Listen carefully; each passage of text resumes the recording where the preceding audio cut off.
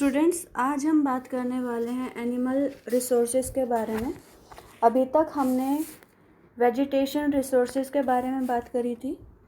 Vegetation में हमने बहुत सारी चीज़ों को किया था, कौन कौन से लाइक आपके एग्रीकल्चर से लेके और जो आपके जो नेचुरल वेजिटेशन होती हैं उनको कवर किया था हमने। अब बात कर लेते हैं एनिमल रिसोर्सेज की।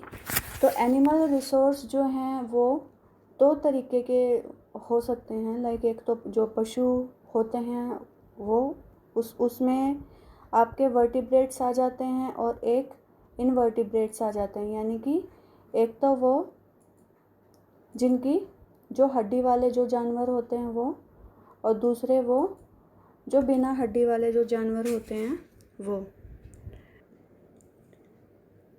जो वर्टिब्रेट्स होते हैं वो 5 तरीके के होते हैं। एक तो मछलियाँ, दूसरे उभयचर यानी कि जो जल पे भी रहते हैं और जो स्थल में भी रहते हैं, जैसे आपका मेंढक हो गया। तीसरा होता है रेप्टाइल्स यानी कि जो रेंग के चलने वाले चीज़ें होती हैं वो, जैसे सांप हो गया, छिपकली होगी वो। फोर्थ वन है पक्षी और फिफ्थ है स्तनपायी यानी कि मैमल्स। तो इसमें जो हैं ज़्यादातर आपके पशु आ जाते हैं। दूसरा है जो वर्ग है ये इनवर्टिब्रेट्स का है, यानी कि जो बिना रीढ़ की हड्डी वाले जो जंतु होते हैं वो। इसमें सारे के सारे कीट पतंगे आ जाएंगे। कीट पतंगे, जल में रहने वाले पौधे, स्पंज, मूंगा यानी कि जो आपके कोरल होते हैं वो। इसके अलावा जो मछलियां हैं, केचुए हैं, ये आ जाएंगे इसमें।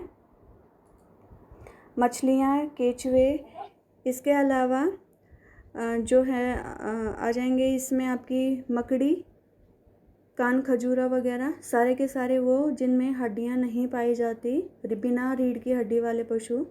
तो इनवर्टिब्रेट्स में आ जाएंगे वो। इनवर्टिब्रेट्स का ह्यूमन के लिए कोई बहुत ज़्यादा बेनिफिट नहीं है, सिवाय इसके कि ये इकोलॉजिकल बैलेंस को बनाए रखते हैं। एक बार मैंने क्लास में भी बात करी थी फूड चेन के बारे में, यानी कि जो कोई पशु घास को खाता है, फिर कोई पशु उस पशु को खाता है, और कोई पशु ऐसा है कि जो उसको भी खा रहा है। तो इस तरीके से एक फूड चेन चलती जाती है। तो ये जो इनवर्टिब्रेट्स हैं तो इनका कोई ख़ास रोल नहीं होता, सिवाय इसके कि ये इकोलॉजिकल बैलेंस को बनाए रखते हैं। सपोज़ करो अगर पशुओं को खाने वाले पशु ना होते तो सारा का सारा जो घास है वो ख़त्म हो जाती। तो इसका मतलब क्या है कि प्रकृति ने जो भी चीज़ें बनाई बड़ी सोच समझ के बनाई हैं कि कितना एरिया रहना चाहिए घास के लिए, कितने पशु होने चाहिए, उसके बाद कितने पशु रहने चाहिए। तो इनवर्टिब्रेट्स का कोई ख़ास रोल नहीं है, बल्कि ये एक फूड चेन को, एक इकोलॉजिकल बैलेंस को बनाए रखने का काम करते हैं।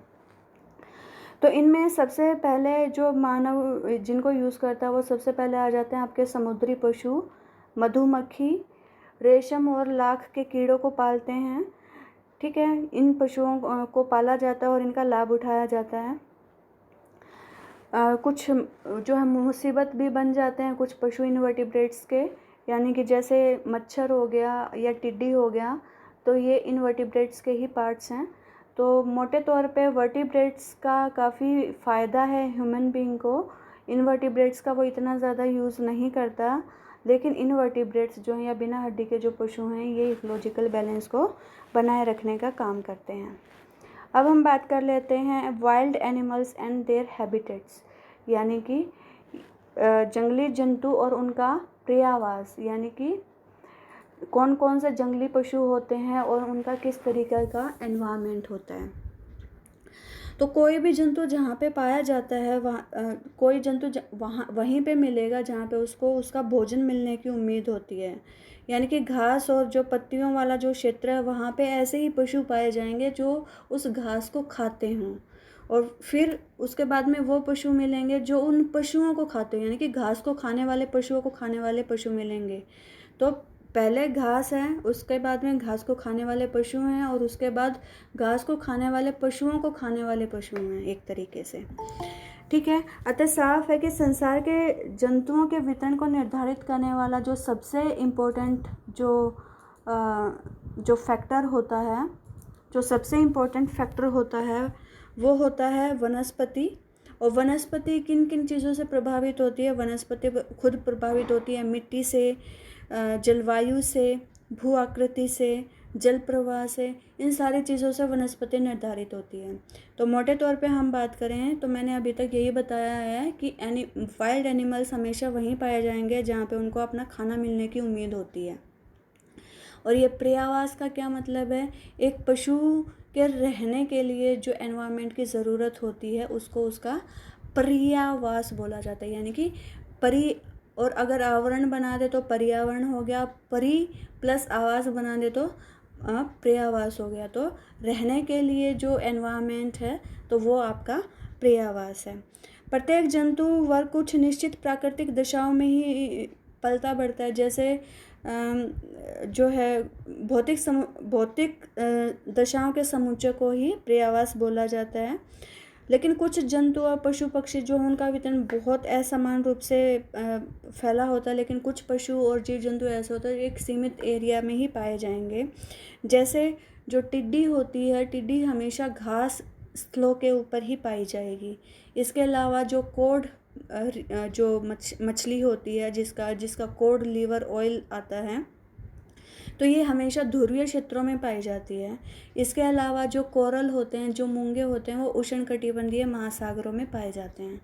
ऐसा नहीं है कि और कहीं मिलेंगे। ये 3 चीज़ें ऐसी हैं, जो 3 या और बहुत सारी चीज़ें ऐसी हैं जिनका एक फिक्स पर्यावास है और ये इसके अलावा कहीं नहीं पाए जाते। अब हम बात कर लेते हैं मोटे तौर पे कि कहाँ कहाँ जो है पशु पाए जाते हैं। तो इसमें आ जाएंगे आपके वनों के जंतु, घास भूमियों के जंतु, मरुस्थलों के जंतु और टुंड्रा प्रदेश के जंतु। तो वनों के जंतु यानी कि जो आपके उष्णकटिबंधीय जो आपके वन होते हैं वहाँ पे पाए जाते हैं, तो वो उन जंतुओं की बात हो रही है। ये भूमध्य रेखीय सघन वनों में वृक्षों पर रहने वाले जंतुओं का साम्राज्य होता है। क्यों? क्योंकि यहाँ पे ज़मीन तो इतनी खाली होती नहीं है, ज़मीन के ऊपर वन लगे हुए हैं, बहुत डेंस फॉरेस्ट है ये। इस पे बंदर, पक्षी, छिपकली, सांप और असंख्य कीट पतंगे पाए जाते हैं। यहाँ की जो नदियाँ होती हैं उनमें घड़ियाल, मगरमच्छ, इसके अलावा जो दरियाई घोड़े हैं, इस टाइप के जानवर पाए जाते हैं। इन वनों पे रहने वाले, ज़मीन पर रहने वाले जानवर जो हैं वो अत्यंत विशाल और भारी होते हैं, जैसे कि हाथी। तो हाथी भी भूमध्य रेखीय प्रदेशों में पाया जाता है, लेकिन इनकी संख्या लिमिटेड पाई जाती है। अब हम बात कर लेते हैं कि जो मानसूनी या उपोष्णकटिबंधीय वनों में पाए जाने वाले पशु, इन एरियाज़ में वन इतने ज़्यादा नहीं पाए जाते, तो इस वजह से जो ज़मीन पे रहने वाले जो जंतु हैं वो ज़्यादातर पाए जाते हैं यहाँ पे। जैसे हाथी, गैंडा, जिराफ, भेड़िया, लोमड़ी, खरगोश, शेर, चीता, जंगली सुअर, नीलगाय, लकड़बग्गा, जंगली बिलाव। ये कुछ ऐसे पशु हैं जो आपके मानसूनी और उपोष्णकटिबंधीय वनों में पाए जाते हैं। अब हम बात कर लेते हैं शीतोष्णकटिबंधीय पतझड़ी वनों की। जो शीतोष्णकटिबंध में जो पतझड़ी वन पाए जाते हैं वहाँ पे हिरण, भेड़िया, लोमड़ी, जंगली बिलाव, रीछ, चीता, भालू जैसे जंतु मिलते हैं। इसके अलावा जो शंकुधारी, जो सदाबहार वन पाए जाते हैं, यानी कि जो टैगा वन पाए जाते हैं, वहाँ पे भी हिरन, इसके अलावा मिंक और लिनेक्स नाम के जंतु पाए जाते हैं। अब बात कर लेते हैं घास भूमियों के जंतु, यानी कि वो जंतु जो हमेशा घास भूमियों के ऊपर पाए जाते हैं।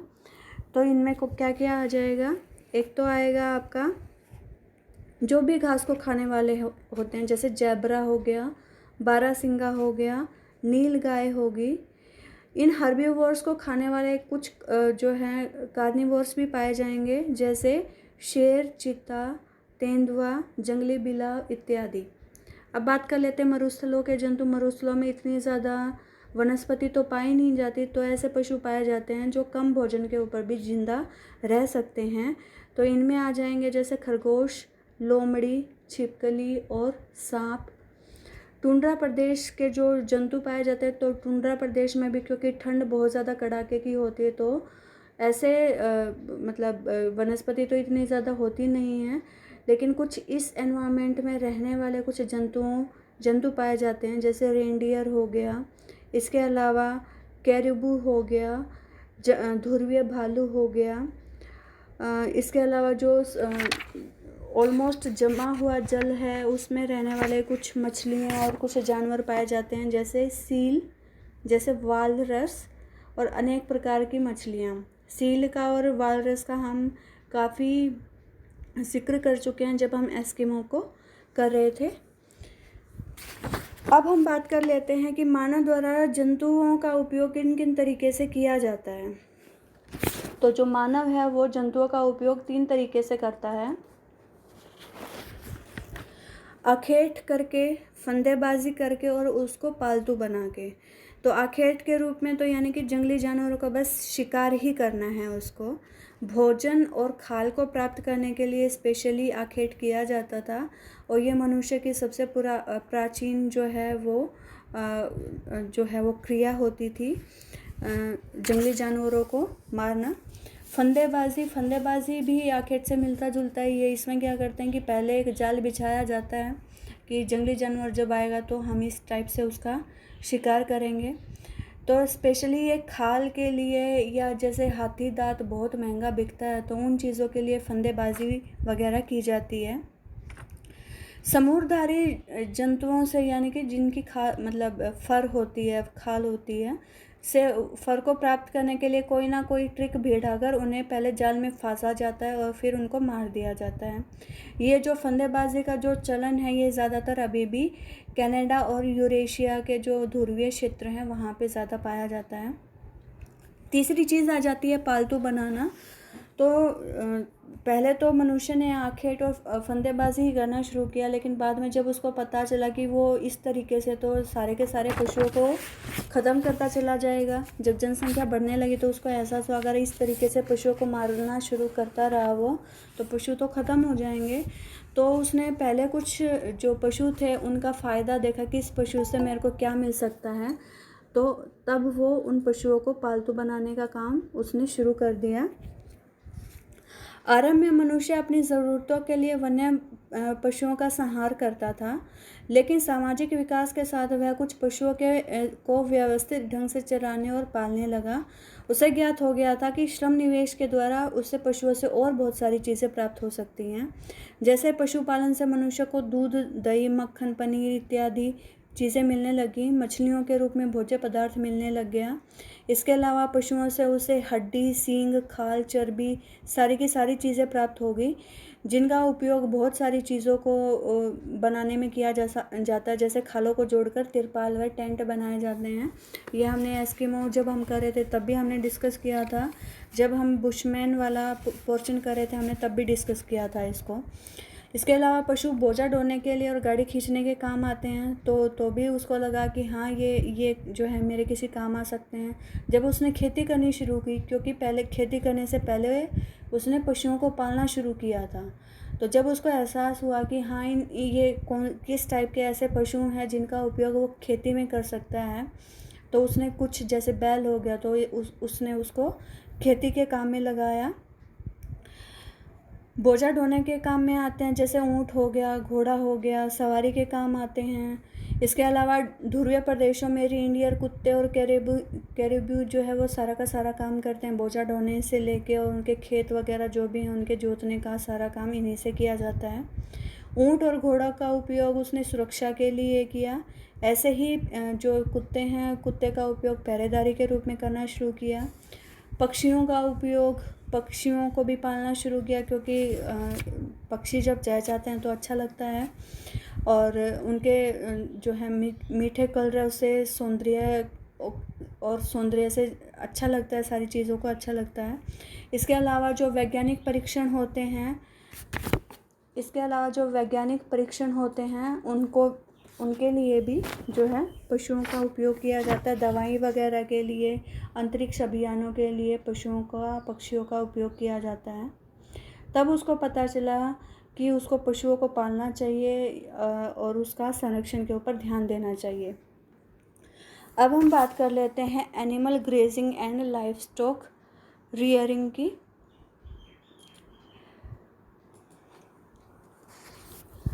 यानी कि पशुचारण और पशुपालन। तो इतिहास में एक ऐसा दौर भी आया जब जनसंख्या बढ़ने लगी और अल्प मात्रा में सामाजिक विकास होने से आखेट एवं भोजन संग्रह करने वाले समूह ने महसूस किया कि आखेट और कंदमूलों के सारे जीवन का भरण पोषण नहीं किया जा सकता। तो विभिन्न जलवायु दशाओं में रहने वाले लोगों ने उन दशाओं में पाए जाने वाले पशुओं का चयन करके उन्हें व्यवस्थित ढंग से चराने और पालने का काम शुरू कर दिया। पशुचारण और जो पशुपालन है, ये हमें जो घास भूमि हैं उनकी प्रमुख आर्थिक क्रियाएं होती हैं। Animal grazing and livestock rearing की बात कर रहे थे हम। तो मैंने बताया पशुचारण और पशुपालन घास भूमियों की एक मुख्य आर्थिक क्रिया होती है। ये कुछ क्षेत्रों में यह व्यवसाय जो है वो जीवन निर्वाह के उद्देश्य से किए जाते हैं और कुछ क्षेत्रों में यह व्यापारिक उद्देश्यों के लिए किए जाते हैं। तो मोटे तौर पे इनको दो भागों में बांटा जा सकता है, चलवासी पशुचारण और वाणिज्य पशुधन पालन, नोमैडिक हर्डिंग और कॉमर्शियल लाइवस्टॉक रियरिंग। तो सबसे पहले हम बात कर लेते हैं चलवासी पशुचारण की। चलवासी पशुचारण जीवन निर्वाह का प्राचीन व्यवसाय रहा है। इसमें क्या करते थे, पशुपालक अपने पशुओं को लेके चलते रहते थे और जो है उनको चराते रहते थे। ये पशुचारक स्थायी जीवन नहीं जीते, इन्हें इसीलिए इनको चलवासी बोला जाता है, इसीलिए इनको नोमैडिक बोला जाता है। यानी कि जो एक जगह टिक के ना बैठे उसको चलवासी या उसको नोमैडिक बोला जाएगा। और ये साथ में अपने पशुओं को भी लेके चलते हैं, इसीलिए इसको नोमैडिक हर्डिंग या चलवासी पशुचारण बोला जाता है। वाणिज्य पशुधन पालन, इसमें क्या है, पशुओं को एक बहुत बड़े बड़े फार्मों पे जो है वो जो है चराया जाता है। बहुत बड़े फार्म होते हैं। जब एक फार्म की जो घास है वो ख़त्म हो जाएगी तो दूसरे फार्म की घास को पशुओं के लिए खोल दिया जाएगा और उसमें बहुत सारे पशुओं को पाला जाता है। ये जो है शीतोष्ण कटिबंधीय एरियाज़ में ये वाणिज्य पशुधन पालन अभी किया जा रहा है। इसको हम कल करेंगे। आज हम बात कर लेते हैं चलवासी पशुचारण की। तो चलवासी पशुचारण के 3 मुख्य क्षेत्र जो हैं पाए जाते हैं आपके। 3 क्षेत्र पाए जाते हैं। इसका मुख्य क्षेत्र उत्तरी अफ्रीका के अटलांटिक तट से सहारा मरुस्थल, अफ्रीका के पूर्वी तटीय मैदान, अरब प्रायद्वीप, इराक, ईरान, अफ़गानिस्तान से होता हुआ मंगोलिया तक फैला हुआ है। यह लगभग 5600 वर्ग किलोमीटर में फैला हुआ है। ये जो एरिया आपको दिखाई दे रहा है सबसे ज़्यादा एरिया में, तो ये मुख्य क्षेत्र है चलवासी पशुचारण का। जो दूसरा क्षेत्र यूरेशिया में टुंड्रा के दक्षिणी सीमांत पर स्थित है, जो पश्चिम में नॉर्वे और स्वीडन से होता हुआ यहाँ पे कमचटका प्रायद्वीप तक पहुँच गया है। तीसरा जो क्षेत्र है वो अपेक्षाकृत छोटा है, जो कि आपका दक्षिणी गोलार्ध में दक्षिण पश्चिमी अफ्रीका, ये यहाँ पे, और मेडागास्कर, ये मेडागास्कर के पश्चिमी भागों में पाया जाता है। अब हम बात कर लेते हैं कि चलवासी पशुचारण की विशेषताएं क्या क्या होती हैं। ये पशुचारक अपने पालतू पशुओं के साथ पानी और चारागाह की उपलब्धता और गुणवत्ता के अनुसार एक स्थान से दूसरे स्थान पर स्थानांतरित होते रहते हैं। इसमें ना तो जो पशुपालक है ना तो वो चारे की व्यवस्था करेगा, ना ही पानी की व्यवस्था करेगा। जो इनके पशु हैं वो पूर्णतः प्राकृतिक वनस्पति के ऊपर निर्भर करते हैं। प्रत्येक पशुचारक अपने अपने निश्चित चारागाह में विचरण करता है और इन चारागाहों के एक सुस्पष्ट सीमा क्षेत्र होते हैं। इन्हें पता होता है कि कौन से मौसम में कहाँ पे घास मिलेगी, कहाँ पे पानी मिलेगा, तो ये मौसम के अकॉर्डिंग वहाँ पे मूव होते रहते हैं। भिन्न भिन्न एरियाज़ में भिन्न भिन्न पशु पाले जाते हैं चलवासी पशुचारकों द्वारा। जैसे उष्णकटिबंधीय अफ्रीका के बढ़िया चरागाह जहाँ पे अच्छी घास मिल जाती है, वहाँ पे भेड़, बकरी और ऊँट पाले जाते हैं। बढ़िया चरागाहों में जो है गाय और बैल पाले जाते हैं। सहारा और अफ्रीका के जो शुष्क एरिया हैं जहाँ पे बारिश नहीं हो रही, वहाँ पे भेड़, बकरी और ऊँट पाले जाते हैं। अर्ध शुष्क इलाके यानी कि जहाँ पे कभी कभार बारिश हो जाती है लेकिन बहुत ज़्यादा बारिश नहीं हो रही। वहाँ पे गधे और घोड़े पाले जाते हैं। इसके अलावा जो ठंडे इलाके होते हैं जैसे तिब्बत का इलाका हो गया, एंडीज़ का जो उच्चतम इलाका हो गया, ये यहाँ पे इस साइड में एंडीज़ है। तो एंडीज़ के ऊंचे भागों में जो है याक और रेंडियर, याक और इसके अलावा आपका लामा, ये कुछ पाले जाते हैं। जो ध्रुवीय क्षेत्र हैं वहाँ पे रेंडियर और कुत्ते वगैरह पाले जाते हैं। जलवासी पशुचारक अपने भोजन, वस्त्र और शरण, आवास, यातायात के लिए पशुओं और उनके उत्पादों के ऊपर निर्भर रहता है। कुछ क्षेत्रों में ये जो प्रवास होता है वो मौसमी होता है, यानी कि एक मौसम में किसी एक जगह पे होते हैं ये और दूसरे मौसम में किसी दूसरी जगह के ऊपर होते हैं ये। और इसको हम क्या बोलते हैं, इसको हम ऋतु प्रवास बोलते हैं, या इसको हम बोलते हैं ट्रांसह्यूमंस, TRANSHUMANCE,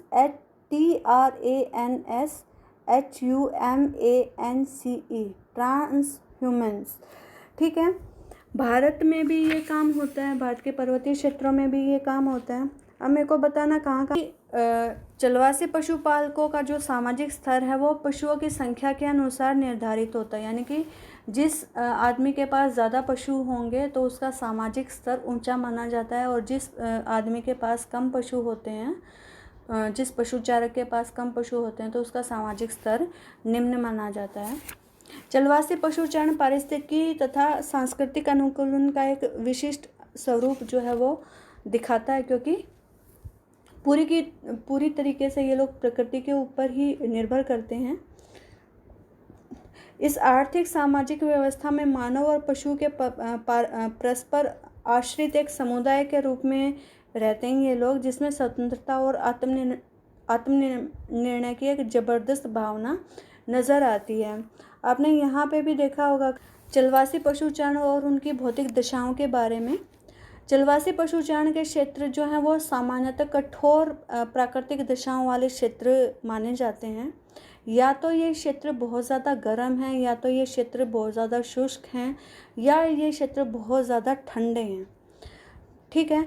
तो इस वजह से क्या होता है, यहाँ पे जो घास है या जो झाड़ियाँ हैं वो काफ़ी छोटी छोटी और अत्यंत बिखरी हुई अवस्था में पाई जाती है। जैसे ही शुष्क मौसम होता है तो वैसे ही घास और कम मिलना स्टार्ट हो जाती है, और जो एरिया होता है उसकी कैरिंग कैपेसिटी काफ़ी कम हो जाती है। कैरिंग कैपेसिटी क्या होती है, अधिक शुष्क मौसम आने पर घास का घनत्व भी कम हो जाता है। इससे घास के मैदानों में प्रति इकाई भूमि की वहन शक्ति कम हो जाती है, इसलिए चरवाहों को बहुत बड़ा एरिया पशुचारण करना पड़ता है उनको। टुंड्रा प्रदेश में पशुचारण शुष्क भागों के पशुचारण से अलग होता है। क्योंकि टुंड्रा प्रदेशों की जो मौसमी दशाएं वो काफ़ी अलग पाई जाती हैं। यहाँ पे शीत ऋतु काफ़ी लंबी और कठोर पाई जाती है, जिसमें सिर्फ काई और लाइकन ही उगते हैं, और रेंडियर वगैरह पालते हैं ये लोग। और ये रेंडियर जो है ये इसी काई के ऊपर और इस लाइकन के ऊपर ही ज़िंदा रहता है मोटे तौर पे। अब हम बात कर लेते हैं कि चलवासी चरवाहों के जो जीवन पद्धति है उसमें जो है विद टाइम परिवर्तन आ चुका है। अब सरकारें बहुत ज़्यादा प्रयत्न कर रही हैं कि ये लोग भी कहीं ना कहीं एक सेटल्ड जीवन व्यतीत करना शुरू करें। पहले क्या होता था, पहले देश नहीं बने होते थे, पहले बंटवारा नहीं हो रखा होता था देशों का या इस टाइप से। तो एक इन लोगों की एक आदत होती है, या इनकी जेनेटिक्स लगा लो, कुछ भी लगा लो, पशुओं को लेके इन्होंने मूव करना ही होता था। अब क्या हो गया, अब देश बन गए हैं तो अब लोगों की इतनी ज़्यादा फ्री मूवमेंट नहीं हो सकती। आप जैसे मैप पे देख पा रहे हो ये पूरा का पूरा ब्लैक कलर हो रखा है, इसमें कितने सारे देश हैं, और सपोज़ करो इनको इतना बड़ा अगर एरिया करना तो कितने देशों को इनको क्रॉस करना पड़ेगा, तो इनको क्रॉस करने में डिफ़िकल्टी आ रही है। एज ए रिज़ल्ट क्या हो रहा है, बहुत सारे लोगों ने सेटल्ड जीवन भी जीना शुरू कर दिया है, और चलवासी पशुचारण अब बहुत कम लोग करते हैं, बहुत कम एरियाज़ में अब ये होता है। तो पिछले कुछ दशकों में चलवासी पशुपालकों की अर्थव्यवस्था और जीवन पद्धति में उल्लेखनीय परिवर्तन आया है। शीतोष्ण कटिबंधीय घास के मैदानों में खेती का प्रसार होना शुरू हो गया है। जैसे मध्य एशिया के किर्गिस्तान, जैसे ये सारा का सारा जो एरिया है, किर्गिस्तान दिखाई दे रहा है, किर्गिस्तान, कज़ाकिस्तान, उज़्बेकिस्तान, ये वाला जो एरियाज़ हैं, यहाँ पे इन लोगों को सेटल्ड जीवन बिताने के प्रयास किए जा रहे हैं और यहाँ पे कपास की खेती की जाने लगी है अब इन घास स्थलों के ऊपर, ताकि ये लोग खेतों में काम करना शुरू करें और जो है एक सेटल जीवन जीना शुरू करें। इसी प्रकार ऑस्ट्रेलिया, दक्षिण अमेरिका और रूस के कृषि क्षेत्रों में जो घास से क्षेत्र हैं वहाँ पे अब कृषि भी होने लगी है, ताकि ये लोग फिर दोबारा से जो है एक सेटल जीवन जीना शुरू करें। कई देशों की सरकारें चलवासी पशुपालकों को स्थायी रूप से बसाने का प्रयास कर रही हैं। चलवासी पशुचारण के जिन क्षेत्रों में उद्योग स्थापित हो रहे हैं वहाँ इन चरवाहों को काम दिया जा रहा है। भारत में भी इन्हें स्थायी रूप से बसाने के प्रयास किए जा रहे हैं। इसके अतिरिक्त अंतर्राष्ट्रीय सीमाओं के प्रतिबंध के चलते ये चलवासी परंपरागत प्रवास मार्गों और चरवाह भूमि को छोड़ने के लिए मजबूर हो रहे हैं। इसीलिए अब इनकी संख्या भी घट रही है और इस केवल 1.5 से 2 करोड़ लोग ही अब आजकल ये चलवासी पशुचारण का काम कर रहे हैं। आज हम इतना ही करेंगे।